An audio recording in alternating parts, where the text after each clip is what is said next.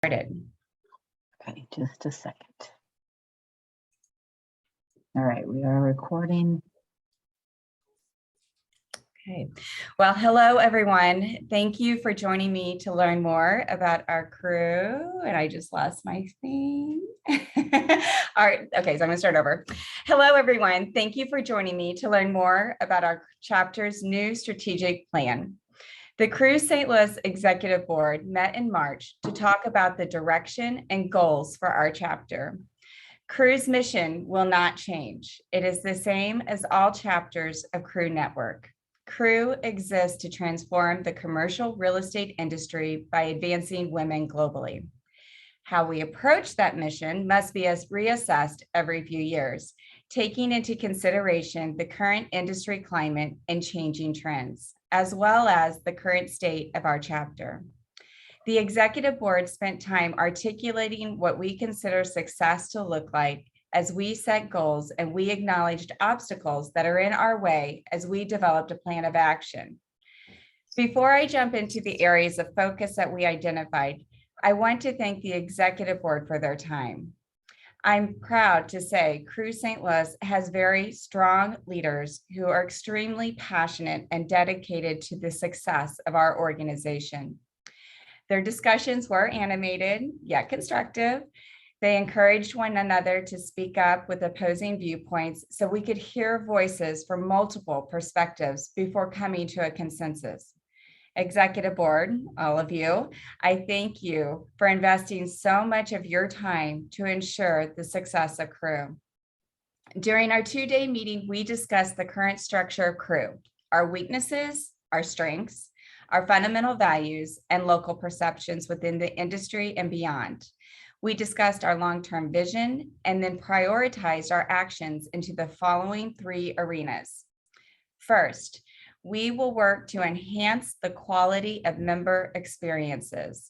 We will do this through creating impactful programs by deliberately creating opportunities for members to network and conduct business, and by reevaluating the opportunities available to all members.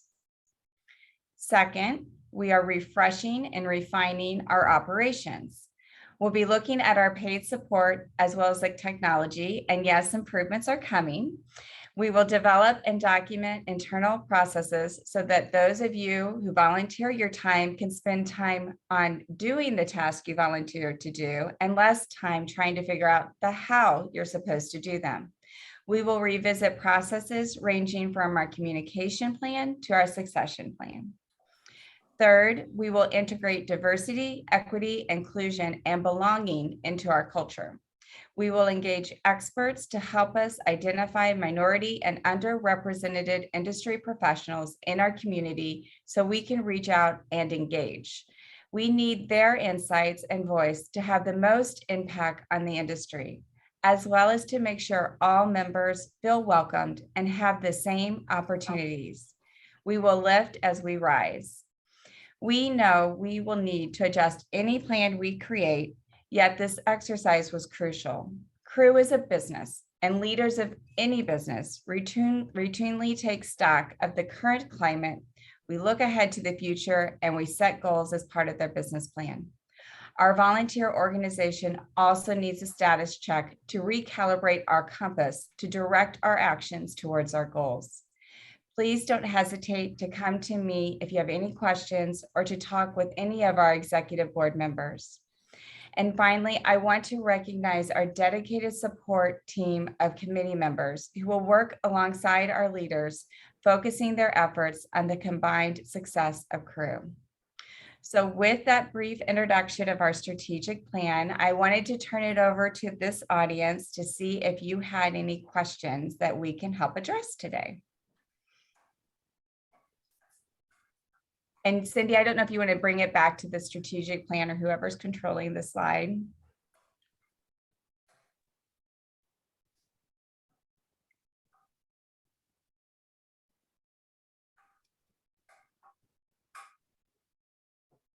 Any questions? Second round of coffee?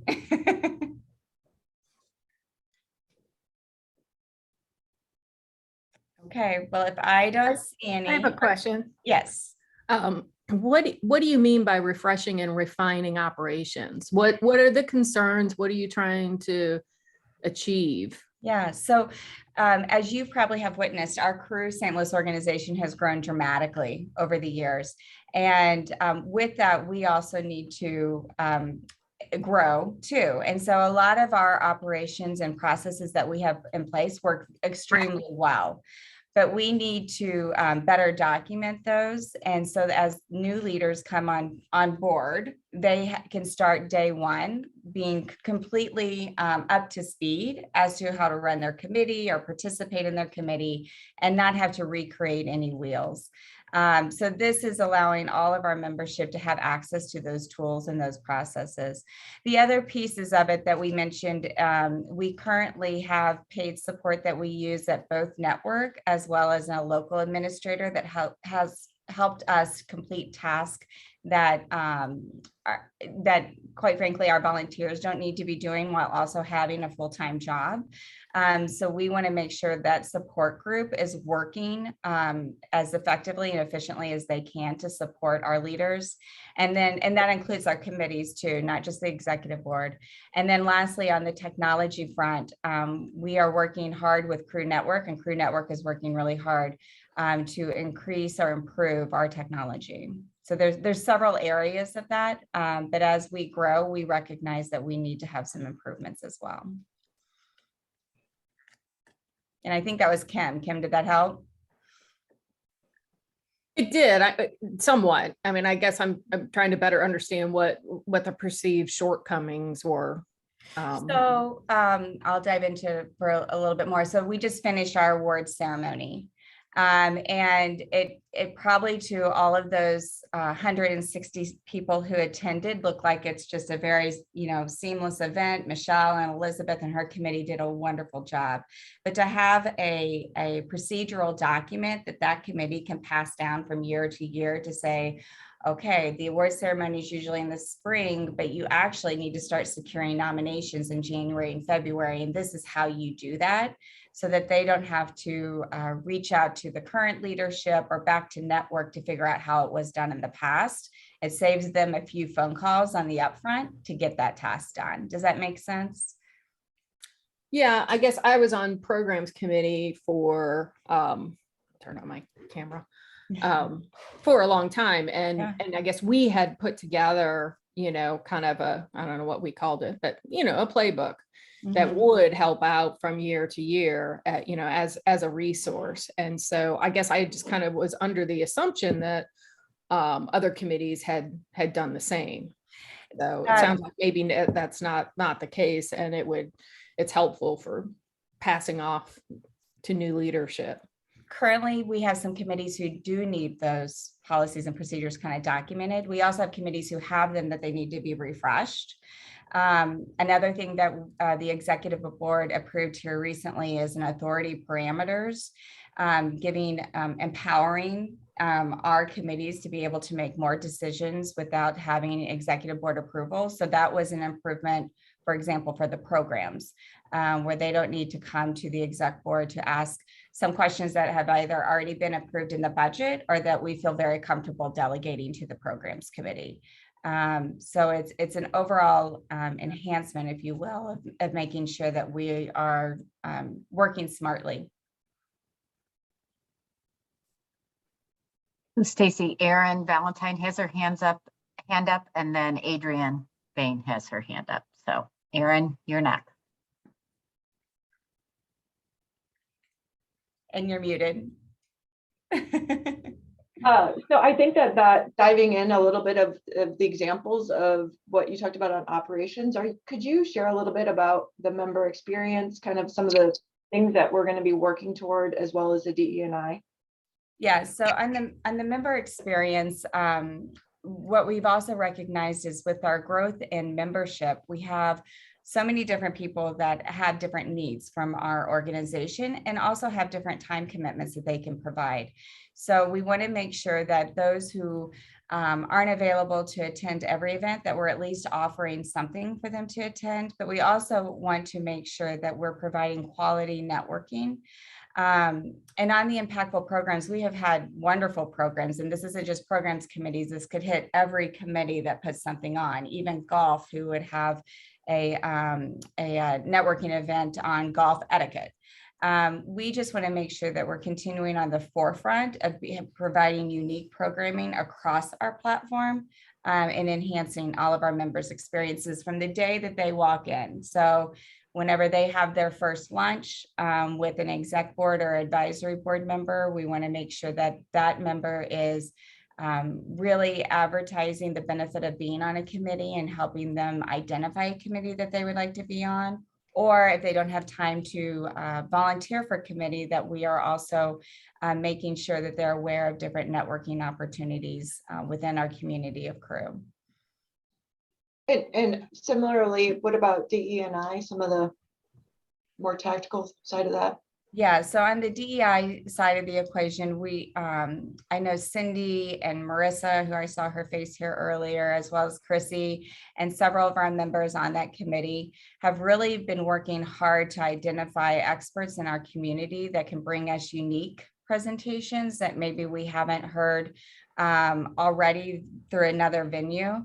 So for example, this week at our board meeting, there were several speakers brought to the table to discuss, would they be a good fit for our organization and what we need at this time to continue our DEI conversation, but being a lot more intentional, as well as growing our membership base to be more diverse, which there has been good progress on that. But we have a lot of progress to continue to make.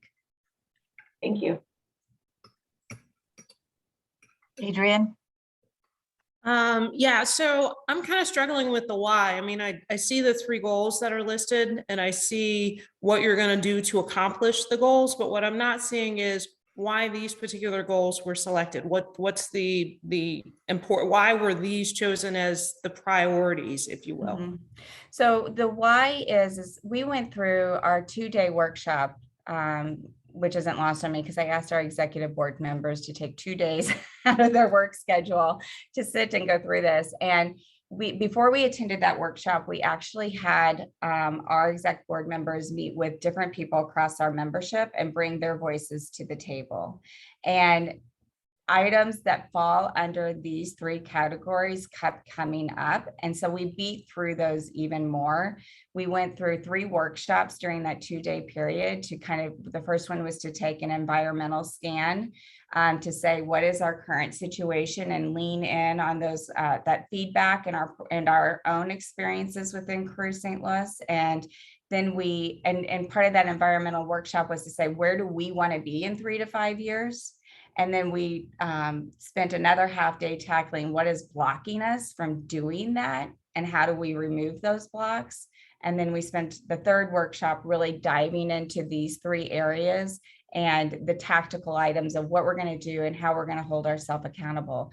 So on the why, Adrian, it really comes down to, this was the voice of collective experience within Crew today, and what do we need to advance our organization into the future and continue to remain on top. Thanks. Stacey, can I add one thing on that too? Yeah. A lot of what came up in our early conversation in the first and second workshop was the growth that we've experienced. So like I joined in 2015 and we probably had 150 members. And at the end of 2021, we were up to like 275. So we wanted to make sure we were really thinking about how that growth affects member experience, our ability to get volunteers. I think we had all, as directors and officers, gotten feedback that it was so many events and it was people were reluctant to volunteer. So I think the growth and how do we manage through that was a really big part of the why.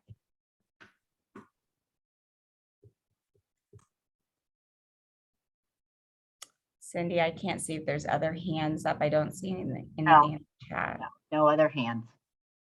Okay. No questions in the chat. Okay. I have a question. Yes. But Tim has a question.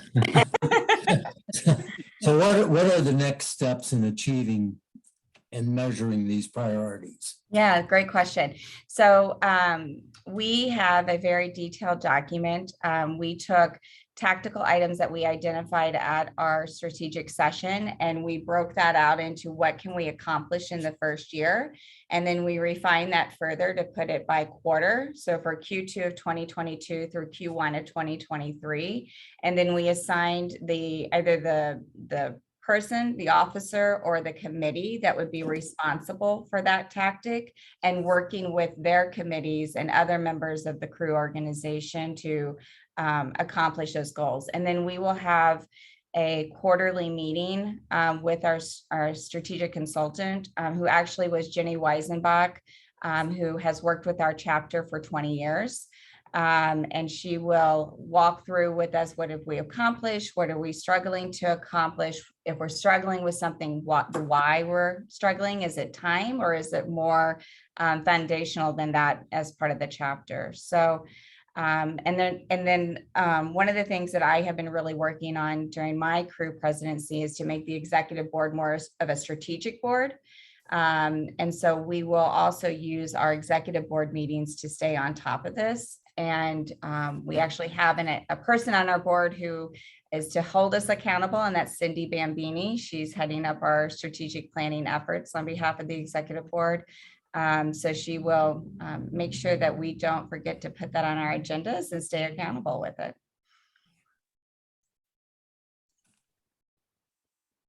Tim, does that help your question? Yes, ma'am. Okay.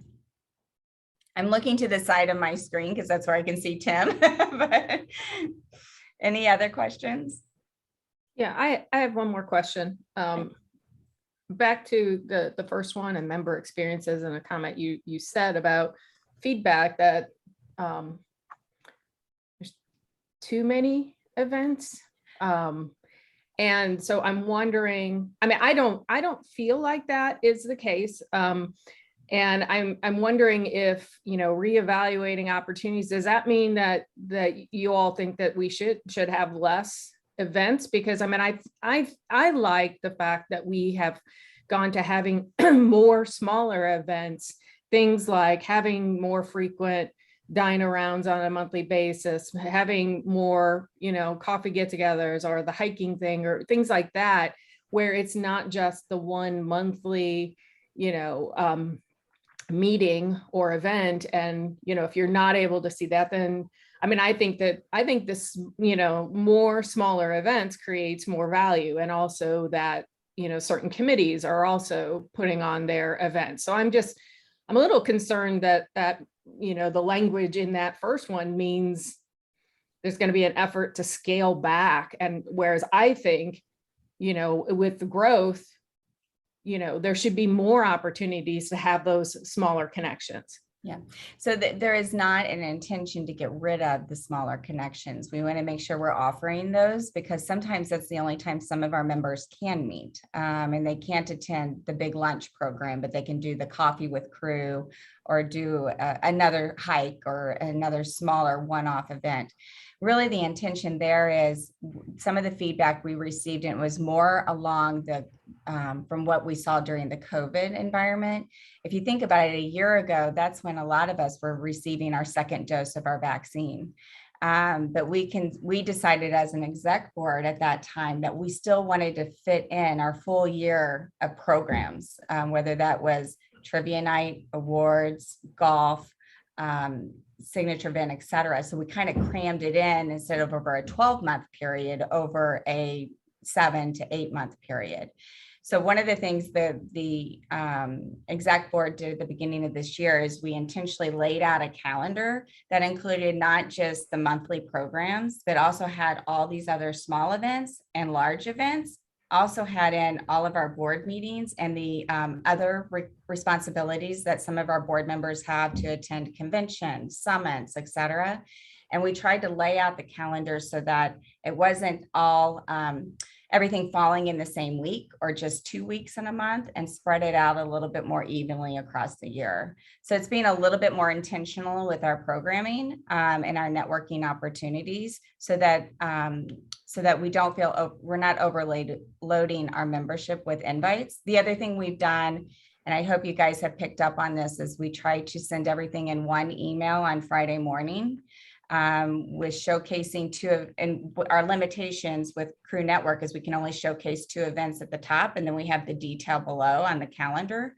So we're trying to, instead of we received feedback that there was too many Crew St. Louis emails coming out, and it was hard to keep up with which one to look at. So we're trying to be more intentional in advertising all of the events that are coming up for our members so that they have one spot to look. And then periodically, if there's, the award ceremonies coming up and we want to do a one-off email blast to the group, then we'll do that. But instead of having an email, it's interesting. Sometimes we have to strategically schedule our emails because they didn't want to send 2 a day.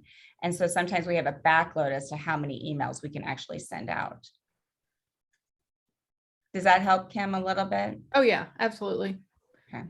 I'm just glad to hear you're not trying to reduce the number. I mean, I think more opportunities is the benefit for the members. Yeah.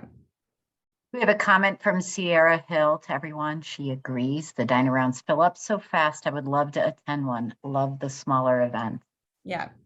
And we also are, we recognize that those fill up so fast. And so we're looking at ways, we're looking at the why they're filling up so fast. And then we're also looking to see how we can provide more of those opportunities to have more small dine arounds. And an additional question from Tim. So what happened with the goals direction of the former strategic plan? How does it fit in with these new priorities? Mm-hmm. So our previous strategic plan, it actually expired in 2020. And at that time, the exec board, which I was a part of, decided not to go through the effort to create a new strategic plan, but it also decided to continue working on the previous strategic plan. So one of the strategic goals and initiatives from that previous plan was to grow our membership, which we have had quite a bit of success doing. There were other goals within that strategic plan that I would say that we did a good job on and didn't do a great job on. And just like I mentioned in my remarks, sometimes your strategic plan evolves. So the exec board was really conscientious when we pulled this together, just like we were when we did the previous one 7 years ago, that whatever we lay out today of March of 2022 may not be the best answer, the best thing that we need to be focusing our efforts on in March of 2024. So just like with that previous strategic plan, we did accomplish quite a bit. Did we do 100% of what we set out to do 7 years ago on that strategic plan? No, but we accomplished what we needed to be where we are today. And today was the time to do a reassessment and establish a new plan. I think that's it for right now. I had another question. Oh, there you are. Hi. So from a tactical perspective, have you reached out to other chapters that have also experienced the, similar growth to find out, kind of best practices and what's worked for them? Yeah. So one of the things that Crew Network has put into place is what they call chapter to chapter chats, C2C. And they have them for small, medium, and large chapters. And so we actually, our exec board members sign up for one of those presentations throughout the year. So we have representation to lean in on what's working and what's not working, but also to share what's working and not working from our chapter. We are considered a large chapter for Crew Network. So that's one avenue. And then the other avenue that I don't want to belittle too much is we really had a fantastic resource with Jenny Weisenbach from Crew Network to help facilitate our strategic planning efforts, and her depth and reach across Crew and all the chapters that we have. We were able to use that experience to help learn a little bit too about what we could improve upon and what has worked for some chapters now and why it hasn't worked, and maybe what we could do differently if we were passionate about still doing something similar.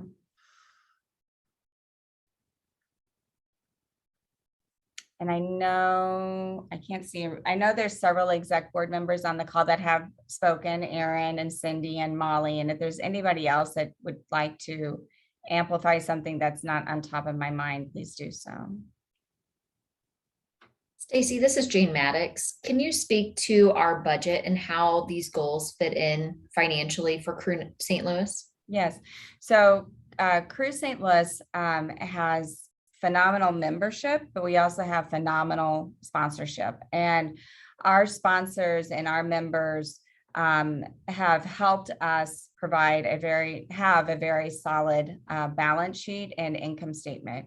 And so one of the items that the Crew Executive Board will be working on at next month's meeting is looking at that balance sheet, not refreshing, but revisiting our reserve policy, and then seeing if there are any additional dollars, which I anticipate there will be, where we can invest in some of these three priorities. For example, one that comes to top of mind, is there a DEI program speaker that is on a national basis or that we've seen at one of the Crew Network conventions that are summits that we would like to bring to St. Louis?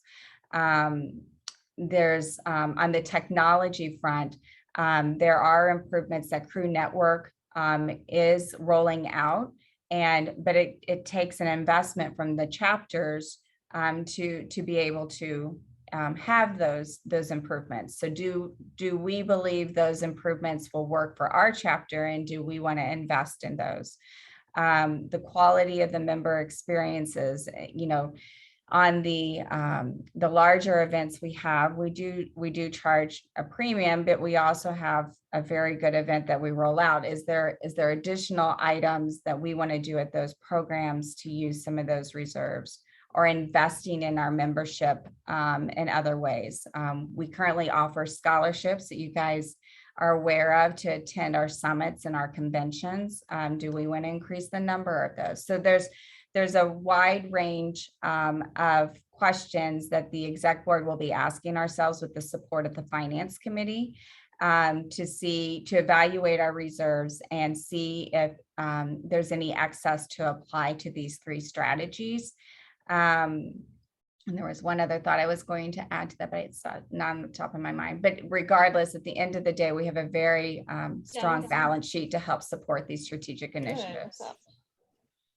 And I think someone's off mute, maybe. Jane, did that answer that question? It did. Thank you.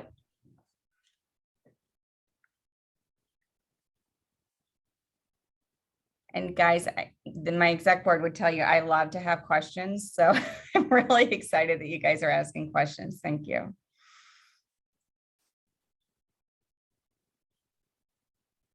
Cindy, are there? No, I don't see anything in the chat.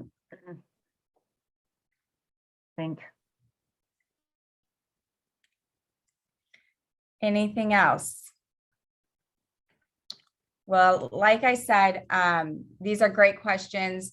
If you would like to follow up with any of the exec board members, please do so. On our website, you can see everybody who is an executive board member. We rolled this out to the advisory board on Wednesday night at our monthly board meeting. So they're up to speed and have the tactical plan in front of them so that they know where they need to work with their executive board liaison to accomplish some of these. But we look forward to implementing and making Crew St. Louis stronger than it is today. So thank you guys for joining. I really appreciate you taking the time to learn more about this. Thanks, Thanks, Stacy. everybody. Thank you. Bye-bye. Thank you.